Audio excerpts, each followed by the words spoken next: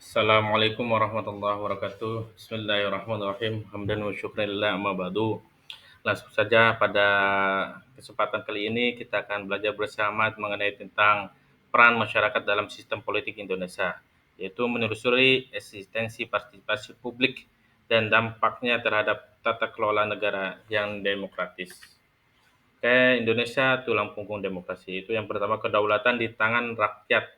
Ini sesuai dengan pasal 2 ayat 1 ya, atau Undang-Undang Dasar 1945. Itu kedaulatan di tangan rakyat.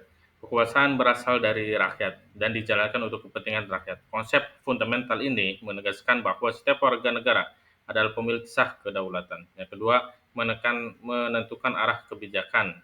Partisipasi politik menyatakan secara langsung menentukan arah kebijakan publik dan memberikan legitimasi yang kuat kepada pemerintah yang berkuasa. Yang ketiga, pemilu sebagai sarana utama.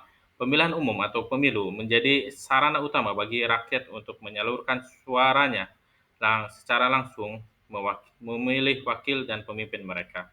Tanpa peran aktif masyarakat, demokrasi hanya akan menjadi jargon kosong tanpa substansi.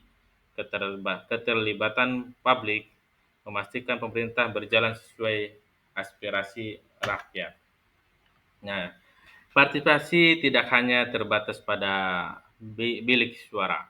Terdapat berbagai saluran formal dan informal bagi masyarakat untuk terlibat dalam proses politik. Yang pertama itu pemilihan umum, yang kedua organisasi masyarakat sipil, yang ketiga protes dan protes dan demokrasi.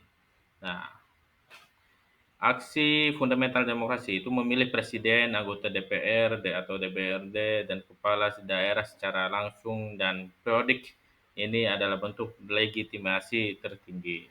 OMS yang melalui LSM, kelompok kepentingan dan forum diskusi publik masyarakat mengadvokasi isu-isu tertentu, melakukan pengawasan dan memberikan masukan kritis.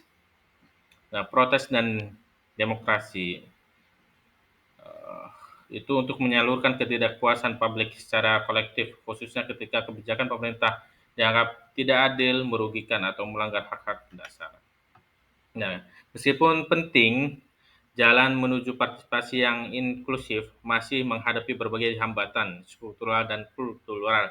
Yang pertama, apelatif politik. Yang ketiga, ketidaksetaraan akses. Yang kedua, ketidaksetaraan akses. Yang ketiga, represi politik.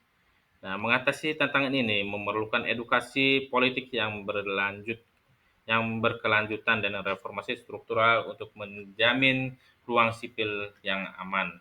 Nah, dampak positif ya, partisipasi masyarakat itu ada tiga. Yang pertama, melakukan demokrasi dan akuntabilitas. Yang kedua, perlindungan HAM dan keadilan sosial. Yang ketiga, meningkatkan kualitas kebijakan publik. Nah, partisipasi publik adalah investasi terbaik dalam membangun nasional, menghasilkan legitimasi dan efektivitas tata kelola. Nah, kesimpulan masyarakat aktif, demokrasi kuat, itu yang pertama fondasi politik sehat. Ya, partisipasi yang berkelanjutan adalah pilar utama dari sistem politik yang berfungsi adil dan responsif terhadap kebutuhan rakyat. Yang ketiga, edukasi politik menyeluruh. Pendidikan dan akses informasi politik harus diperluas ke semua lapisan masyarakat, menciptakan warga negara yang cerdas dan kritis. Yang ketiga, wujud demokrasi inklusif. Melalui peran aktif dan kolaboratif, kita dapat mewujudkan demokrasi yang tidak hanya prosedural, tetapi juga substansial dan berkeadilan. Mari bersama-sama membangun Indonesia yang lebih maju melalui komitmen terhadap partisipasi dan tanggung jawab sipil. Mungkin segitu saja yang dapat saya sampaikan, kurang lebihnya mohon maaf. Assalamualaikum warahmatullahi wabarakatuh.